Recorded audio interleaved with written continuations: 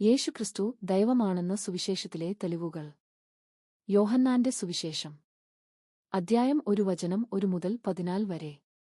ആദ്യത്തിൽ വചനം ഉണ്ടായിരുന്നു, വചനം ദൈവത്തോടുകൂടെ ഉണ്ടായിരുന്നു, വചനം ദൈവമായിരുന്നു. വചനം മാംസമായി നമ്മുടെ ഇടയിൽ വസിച്ചു. ഇവിടെ വചനം യേശുവിനെയാണ് സൂചിപ്പിക്കുന്നത്. അതിനാൽ യേശു ദൈവമായിരുന്നു, മനുഷ്യനായി അവതരിച്ചു. അദ്ധ്യായം 20 വചനം 28. തോമസ് പറഞ്ഞു, എന്റെ കർത്താവും എന്റെ ദൈവവും. യേശു തിരുത്തിയില്ല, അംഗീകരിച്ചു. മർക്കോസിന്റെ സുവിശേഷം. അദ്ധ്യായം 2 വചനങ്ങൾ 5 മുതൽ. ദൈവം മാത്രം പാപം ക്ഷമിക്കുവാൻ കഴിയൂ. എന്നാൽ യേശു പാപം ക്ഷമിച്ചു. അത് ദൈവിക അധികാരമാണ്. മത്തായിയുടെ സുവിശേഷം. അദ്ധ്യായം 14 വചനം 33. ശിഷ്യന്മാർ യേശുവിനെ ആരാധിച്ചു. ദൈവം മാത്രം ആരാധന സ്വീകരിക്കുന്നു. യേശു ആരാധന സ്വീകരിച്ചു. ലൂക്കോസിന്റെ സുവിശേഷം. അദ്ധ്യായം 5 വചനം 24. മനുഷ്യപുത്രനു ഭൂമിയിൽ പാപം ക്ഷമിക്കാനുള്ള അധികാരം ഉണ്ടെന്ന് നിങ്ങൾ അറിയേണ്ടതിന്നു. ഇത് ദൈവിക അധികാരത്തിന്റെ പ്രഖ്യാപനമാണ്. സമാപനം. സുവിശേഷങ്ങൾ വ്യക്തമായി പറയുന്നു. യേശു ദൈവം. യേശു പാപം ക്ഷമിക്കുന്നു. യേശു ആരാധന സ്വീകരിക്കുന്നു. യേശു ജീവൻ നൽകുന്നു. യേശു സൃഷ്ടാവാണ്. അതുകൊണ്ട് സുവിശേഷങ്ങളുടെ അടിസ്ഥാനത്തിൽ യേശുക്രിസ്തു ദൈവമാണ്. ഖുർആൻ പറയുന്നത്. ഖുർആൻ. സൂറത്ത് ആൽ ഇമ്രാൻ, അദ്ധ്യായം 3 വചനം 49. ഞാൻ നിങ്ങൾക്കായി മണ്ണുകൊണ്ട് പക്ഷിയുടെ രൂപം ഉണ്ടാക്കി അതിൽ ഊതുന്നു, അപ്പോൾ അത് അല്ലാഹുവിന്റെ അനുമതിയാൽ പക്ഷിയാകും.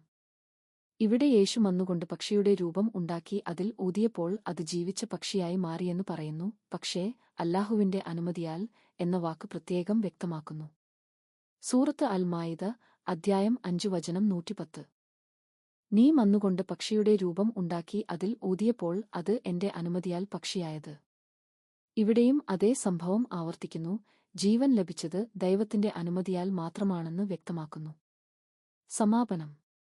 മുകളിൽ കാണിച്ചിരിക്കുന്ന ബൈബിൾ വചനങ്ങളുടെ അടിസ്ഥാനത്തിൽ നമ്മൾ മനസ്സിലാക്കുന്നത്. ശിഷ്യന്മാർ യേശുവിനെ ദൈവപുത്രൻ എന്നു പ്രഖ്യാപിച്ചു. ദൂതൻ ജനനത്തിനു മുമ്പേ അവനെ ദൈവപുത്രൻ എന്നു അറിയിച്ചു. യോഹന്നാൻ സ്നാപകൻ സാക്ഷ്യം പറഞ്ഞു. യേശു തന്നെ താൻ ദൈവത്തിന്റെ പുത്രൻ എന്നു പ്രഖ്യാപിച്ചു. അതുകൊണ്ട് ഈ സാക്ഷ്യങ്ങളുടെ അടിസ്ഥാനത്തിൽ യേശുക്രിസ്തു ദൈവത്തിന്റെ പുത. യേശുക്രിസ്തു ദൈവപുത്രൻ നീയല്ലോ ദൈവപുത്രൻ. കരുണയിൻ മുഖം കണ്ടാലായുസ്സൊക്കെയും പോരാമോ? ശ്വാസത്തിൽ നിൻ സ്നേഹഗന്ധം, നിന്നരികിൽ പ്രാർത്ഥിച്ചാൽ മുൾവഴികളും പൂവാകുമോ? നെറ്റിമേൽ നിൻ കരസ്പർശം പതിയുമ്പോൾ ഉള്ളിലാകെ സ്വർഗം വിരിയും. ഭയം ഒളിച്ചോടും. ഒരു നോട്ടം മതി പാപങ്ങൾ അകലാൻ. നടപ്പാതയിൽ നീ ഉണ്ടെങ്കിൽ കുരിശും കിരീടമാകും. ദൈവപുത്രൻ നീയല്ലോ ദൈവപുത്രൻ. കരുണയിൻ മുഖം കണ്ടാലായുസ്സൊക്കെയും പോരാമോ? ശ്വാസത്തിൽ നിൻ സ്നേഹഗന്ധം, നിന്നരികിൽ പ്രാർത്ഥിച്ചാൽ മുൾവഴികളും പൂവാകുമോ? നെറ്റിമേൽ നിൻ കരസ്പർശം പതിയുമ്പോൾ ഉള്ളിലാകെ സ്വർഗം വിരിയും. ഭയം ഒളിച്ചോടും. ഒരു നോട്ടം മതി പാപങ്ങൾ അകലാൻ. നടപ്പാതയിൽ നീ ഉണ്ടെങ്കിൽ കുരിശും കിരീടമാകും. ദൈവപുത്രൻ നീയല്ലോ ദൈവപുത്രൻ. കരുണയിൽ മുഖം കണ്ടാലായുസ്സൊക്കെയും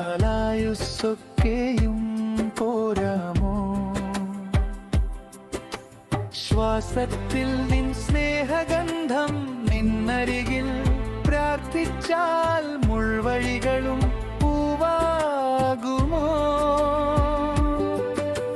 നെറ്റിമേൽ നിൻ കരസ്പർശം പതിയുമ്പോൾ ഉള്ളിലാകെ സ്വർഗം വിരിയും. ഭയം ഒളിച്ചോടും, ഒരു നോട്ടം മതി പാപ